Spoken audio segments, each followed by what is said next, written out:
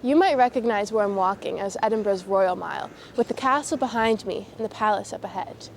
However, what if I told you that the Royal Mile didn't really exist? Or at least, not in the way you might think. Welcome to the city that isn't.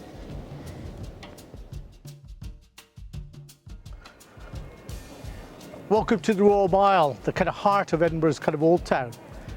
But the Royal Mile is a nickname, and it actually hides and camouflages the actual city, or cities, as the case may be. And perhaps the best illustration of that we can see is in this kind of old map by Brown and Hogenberg, prepared in 1542, where it illustrates just how different the city actually functions and how it goes forward. Edinburgh is a walled city with many ports.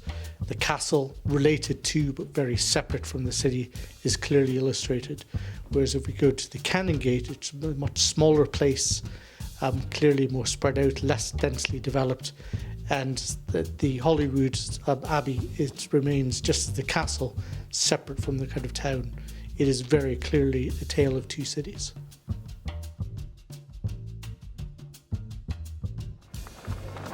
The Royal Mile didn't enter into the lexicon of the city until 1901 in a book by W.M. Gilbert called Edinburgh in the 19th Century.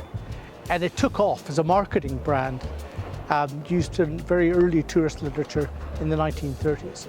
And it is still kind of used today in a way that actually confuses how the city should be read as opposed to helping inform it. So come enjoy and we'll have a look around and see what it is. This illustration of Edinburgh in 1460, drawn by Frank Mears in 1919, helps us to understand how the term the Royal Mile is a piece of folklore.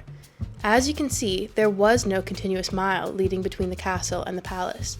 Instead, this image depicts two distinct cities. Let's go have a look at these differences in person. I'm here on the High Street in the old walled town of Edinburgh. And we can actually see from the nature, the width of the kind of spaces, this isn't actually a street, but it's a series of linear marketplaces that facilitated the trade necessary for the town.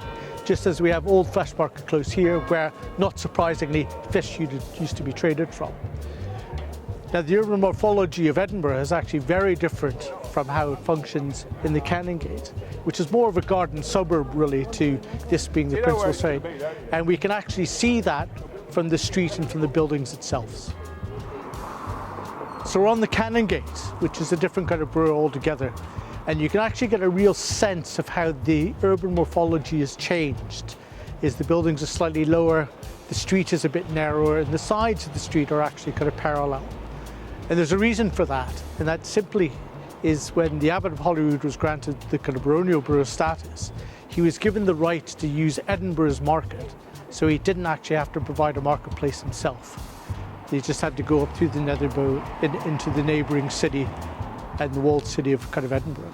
So it meant that the way that the structure of the Canongate developed was very different, and it became really the garden suburb for the Royal Borough of Edinburgh. These two unique cities have many more stories to be told.